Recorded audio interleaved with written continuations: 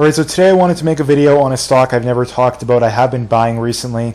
This is Lincoln Electric Holdings. LECO is the ticker symbol. First things first, if you like the video, please like, comment, subscribe, all that good stuff. Getting right into it here. Just under a $10 billion market cap. Free cash flow yield 5.5%, earnings yield 5.15. So those are both strong, and those are something that is really important when you're looking at investing in a company. Is what is their earnings yield, what is the free cash flow yield. You want those numbers to be at least 4 or 5%. Now again, it depends on what kind of company it is, because if it's a tech company, it's probably not going to be mid to high single digits. Although if it's like a lot of banks and like energy companies, they can easily have 10 to 20% earnings yield, and that's not crazy out of the ordinary. So you got to kind of understand the industry that it's in and take that into account, but that's kind of a side note there. So engages in the manufacture of arc welding equipment, consumable welding products, and other welding and cutting products, headquartered in Cleveland, Ohio. Again, so they have industries or segments in Europe, Africa, Asia, Australia, obviously North America and South America. So they're basically worldwide, and that's something that I like. Now, if you're looking for like a pure play in some certain area, obviously not, but the diversification definitely is something that I like. Getting right into their metrics here. Their profitability numbers are okay. They're not great. 36% gross margin, 17% operating margin, 12% net margin. Those are all solid numbers. They're good, not great. Return on invested capital and return on equity are both very, very good. That's something that I really like to see. They have outperformed the S&P over the last 5 years. A current ratio of 2, that's very good. They have a strong balance sheet.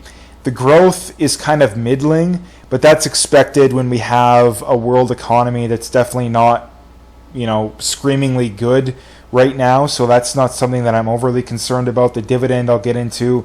Earnings expected to be up 8% next year. Revenue 4%. Again, that's not great, but it's not necessarily the end of the world either.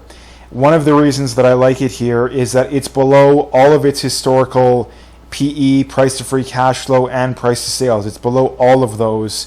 Although a PE of 19.4, that's basically the market average. So I wouldn't say you're getting a screaming deal here, but I'm going to get into that a little bit later as well. So if we look at their income statement, revenue has more, well, roughly, if we go back to the year ending 2014, revenue has, going back the last 10 years, revenue has almost doubled. Net income has doubled from $545 million the year ending 2023, and then the year ending, actually $127 going back the year ending 2014. So that number has gone up very, very nicely. And something I also really like here is that shares outstanding have gone from just under 75 million to 58. So they're buying back, that's probably 3-4% of their shares per year, which is something I really, really like to see. That's one of the big things that I look for when it goes to investing in a certain company, at least for me. If we look at its metrics, the free cash flow margin and operating margins are both basically at all-time highs, at least decade highs. So that's something that I really like to see as well. If we look at return on equity, return on invested capital, not necessarily all-time highs, but I mean a 41% return on equity is very, very good. Return on invested capital 29%, that's also very, very good. Free cash flow per share is at an all-time high, and the current ratio is at basically like a 7 or an 8 year high, which is also good to see. I mean, the lowest that number has gotten in the last decade is 1.7, which is still very good. I would be happy with that. If we look at its dividend yield 1.62%, payout ratio is 31%, and they're growing at about 11% per year, which is exactly what I would like to see. Like those companies that grow their dividend like 10-15% per year with a payout ratio of 20-30%, that's pretty much exactly what I want, because they have lots of room to grow the dividend. They still have lots of money to reinvest into the business, to buy back shares, That's exactly what I want. Once you get those higher payout ratios, all of a sudden they have to choose between paying the dividend and growing the business, and or buying back shares, and that's not something I'd like to see. It has actually slightly underperformed the S&P over the last decade, but it has outperformed over the last 5 years, and it's basically the same over the last 3 years. So if you would have bought this company 10 years ago, you would have a yield on cost of basically just under 4%. If you bought it 5 years ago, you'd be looking at about 3.2. So that's exactly what I like to see, is that you don't need the high dividend right now. Like I've always mentioned, is that I am a long-term investor. I don't care about how much money I'm getting right now. I care about the future returns. And the more money that you can get delivered or returned in the future, the better. That's what I'm looking for. So let's try and figure out how much this company is worth. So if we go back to their historical metrics here, they've grown earnings at about 9.62%. They grew operating cash flow 5.5%. Return on invested capital's averaged about 24%. Revenue has grown just under 4% per year. And if we go back 5 years, they've actually grown earnings faster. They've grown operating cash flow faster, and they've grown revenue faster. So that's something that I like to see. And not only that, the latest price to operating cash flow is 15.3, and the average is 18.79. The average PE 23.74, and the latest is 19.41. So let's get into trying to value this company. How much do I think that it's worth? So if we assume that they grow earnings at 7% per year, which is a little bit less than what they've done historically, they buy back 2% of their shares, which historically they've done about 3%, and they grow the dividend at about 10%. Historically, they've grown it at about 11 to 12%, and they traded at 19 PE, which is right at where they're at right now, and below their historical average.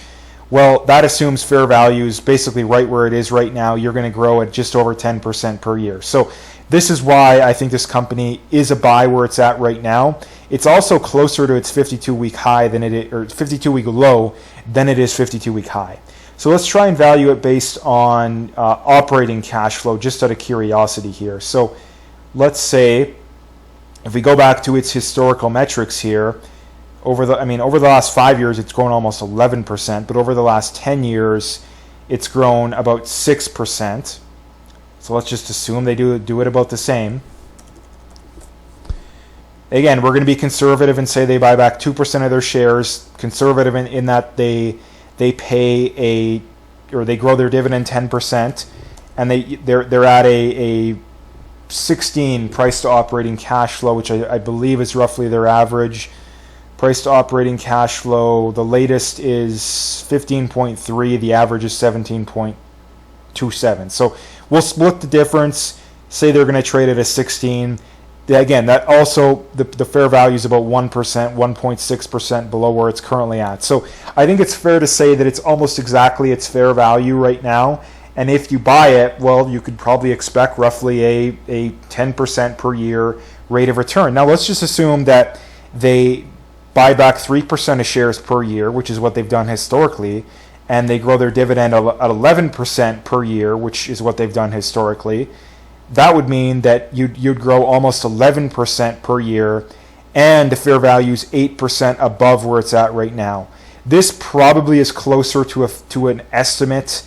If I had a gun to my head, this is probably what I would do, but I want to be conservative when it comes to these estimates, and that's why I like to be a little bit conservative. That way, if you're wrong, well, you're probably less wrong than if you were too aggressive. So this is why I like this company. It's also in a good industry. This is a company that, again, when you have a recession, it's going to get hit, but it is fairly well diversified across the globe, which is a good thing, or could be a good thing or a bad thing, depending on how you look at it. I consider it to be a good thing, given usually it's fairly unlikely that there's a worldwide recession. Usually the world will follow the U.S., at least to some degree, but if there's a recession in China, it has very little to do with what happens in the States, or if there was a recession in parts of Europe, it doesn't have a whole lot to do. So that's something that I do like here. Analysts also, I didn't mention analysts, although analysts are almost always leaning on the bullish side.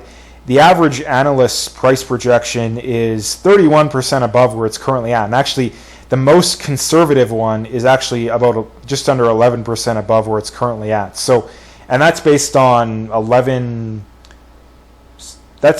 like 17 or 18 different analysts. So that's a decent sample size. So I think that if anything, this company's undervalued. I would probably be a buyer up until it's around 190, maybe even 200. And again, that's just me. If we get a recession, it's going to get hit.